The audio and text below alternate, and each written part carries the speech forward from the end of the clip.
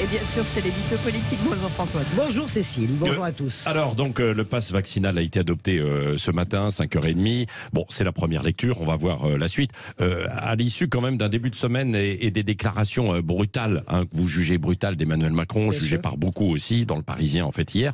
Des déclarations, dites-vous Françoise Degas, qui sont à l'image du quinquennat. Pourquoi ? Oui. Alors, avant de revenir là-dessus, je dirais que tout est malsain, les amis. Pour moi, en tout cas, dans cette séquence, tout est malsain. Véritablement. Les mots choisis, ne revenons pas dessus. Vous en avez entendu parler toute la journée d'hier. Mais pour moi, le plus malsain, c'est la forme de jouissance qu'on sent à travers ces mots.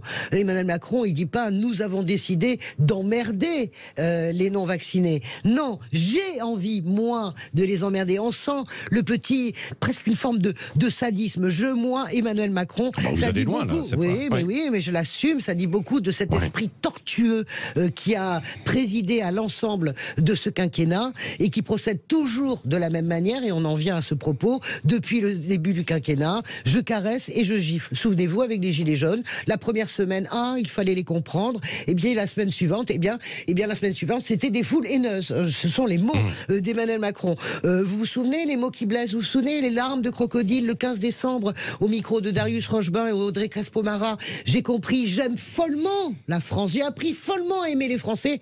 Paf, le même, le 5 janvier, qui nous explique « j'ai envie d'emmerder les non-vaccinés ». Voilà, tout ça, pour moi, ça procède de l'ensemble du fonctionnement, de la façon de gouverner, la psyché d'Emmanuel Macron. Plus grave, il utilise la stratégie du bouc émissaire, et elle est très dangereuse, cette stratégie. D'ailleurs, il dit les non-vaccinés, il mélange de façon malsaine les non-vaccinés et les anti-vax. Et il sait parfaitement ce qu'il fait, Emmanuel Macron, alors que nous savons tous, autour de cette table, qu'un anti-vax n'a pas tout à fait grand-chose à voir avec un non-vacciné. Le non-vacciné, il peut être convaincu. L'anti-vax, il ne peut pas.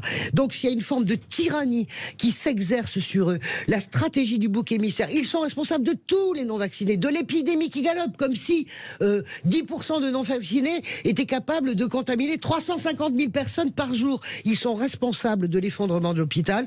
C'est effrayant qu'un chef de l'État, de mon point de vue, utilise cette stratégie du bouc émissaire, plus effrayant encore qu'une majorité de Français trouve que c'est tout à fait normal. Oui, c'est pas un triomphe dans l'opinion, non ? Absolument pas. Toute la journée, les turiféraires d'Emmanuel Macron, ils sont légions sur l'ensemble des chaînes de télé et de radio, nous ont expliqué que c'était un coup de génie d'une certaine manière, car ils disaient tout haut ce que les Français pensent tout bas. Eh ben, c'est pas vrai, pas du tout, car les deux sondages qui ont été faits hier soir sont assez accablants pour Emmanuel Macron. Ils sont pas terrifiants, mais ils sont pas certainement à la hauteur de l'objectif recherché sciemment par ces déclarations. 53% des Français, dans deux sondages différents, CSA et ELAB, 53% des Français sont choqués par les propos d'Emmanuel Macron. 53-47, ça vous rappelle rien ? Eh bien moi, ça me rappelle l'image de ce quinquennat, l'image de ce capitaine fracas. Emmanuel Macron, c'est l'homme qui clive, qui fracture, qui divise, qui rompt.